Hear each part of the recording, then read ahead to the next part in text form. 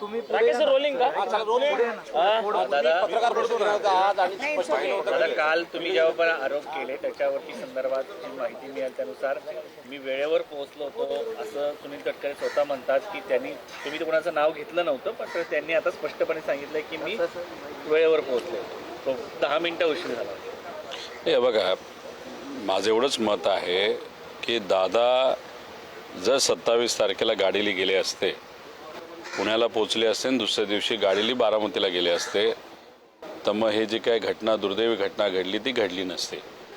आता 27 तारखेला ज्या ज्या गोष्टी घडल्या होत्या त्या गोष्टी मी बोलून दाखवल्या. उशीर झाला बैठकीला त्यानंतर एक कुठला तरी फोन आला तो कोणाचा आला तर लोकांना कळलेलं आहे.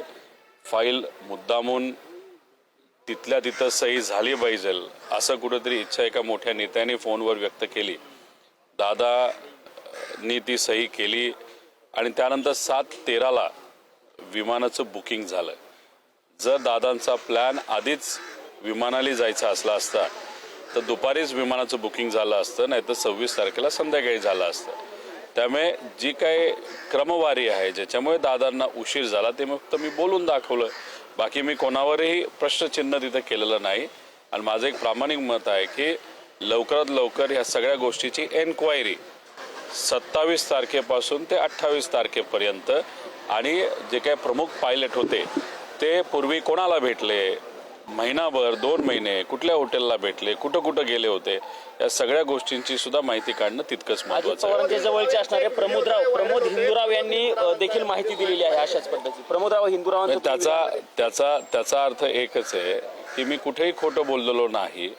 जे खरं आहे ते मी तिथं बोललो. जसं की 27 तारखेला तटकरे साहेब स्वतः म्हणतात की मी तिथं आलो उशीरपर्यंत थांबलो.